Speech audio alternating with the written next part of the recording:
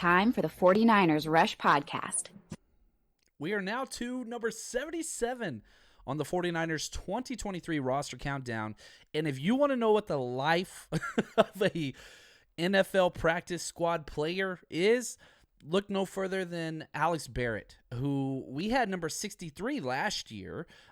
He's kind of fallen a little bit behind. He came in with an accumulative score of 383, so 5 executive producers rank 1 to 91. We add up all those scores. He finished with a 383, which came in at number 77 overall. Shout out to Josh, the 49ers guru, for being today's executive producer and researcher of today's show. Now, Barrett's interesting because the 49ers love this guy. And I think he loves the 49ers, even though he doesn't really get to play. He is versatile defensive lineman that has played inside, outside, all 4 defensive line spots, special teams galore. And he's just kind of the safety net. That's what they've used him as. Not trying to be disrespectful by any means, but you look at kind of what he is. He's 6'2", 250. That took almost all of his snaps inside last year. He goes where the Niners need help. That's what he does. 6'2", 250. He wears jersey number 58, but the number changes all the time because he gets what's left over when he does get called up. He's 29 years old. He's been in the NFL. This will be his 7th year. Came in with Detroit in 2017, was on and off their practice squad. Then he came to the 49ers, and he's been on and off our practice squad for a long time. I went through and counted every transaction that Alex Barrett has had in the NFL, 46 transactions. Just bouncing back and forth, practice squad, release, practice squad, elevated, released, just nonstop through 7 years. Now, he's 29. He's got short arms, 32-inch arms, ran a 4.97. He went to San Diego State, the Aztecs, right? He's from Mesa, Arizona. Went to Desert Ridge High School in Mesa, Arizona. It's the Jaguars, right, just east of Phoenix. He's interesting because he's just been through so much and has just kind of hung around alligator blood, right? Like, there we go. Somebody got that reference, hopefully. Social science major.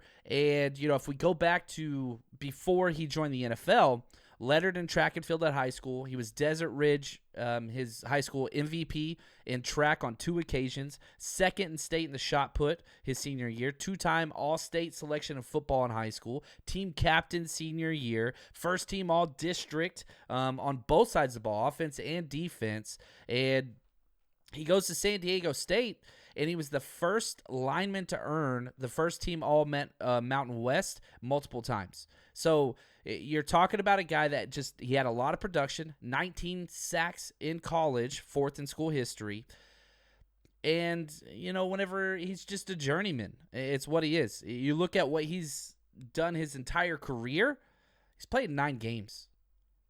And this would be his 7th year. He's got 6 tackles, 2 quarterback hits, that's it. Now, if you want to know what the financial compensation is like, because everybody assumes like, oh, NFL players make too much money and blah, blah, blah, blah, blah. That's not the average NFL story.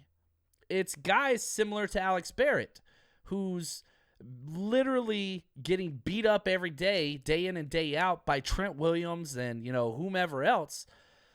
This guy has made a career. Remember, 7th year, career earnings just over $900,000. Now, I know for a lot of us, that's a lot of money. But in 2018, the entire year, he made $22,000, and that's traveling around. That's pre-taxes, getting beat up and injuries and all these different things.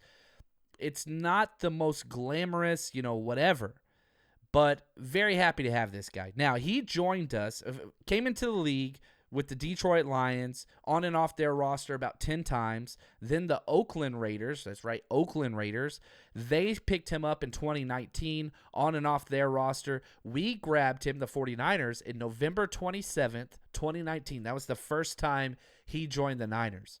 After that, I think it's about 35 transactions with just the Niners being bumped up, cut, release, brought back, bumped up, cut, release, brought back over and over and over again. Now, last year probably saw his most usage in the preseason. You remember we had all those stacked defensive tackle injuries where everybody got hurt. I think we were down 5 defensive tackles before the season even started. Well, so they asked him, hey, man, you're 6'3", 250. go play defensive tackle in the preseason.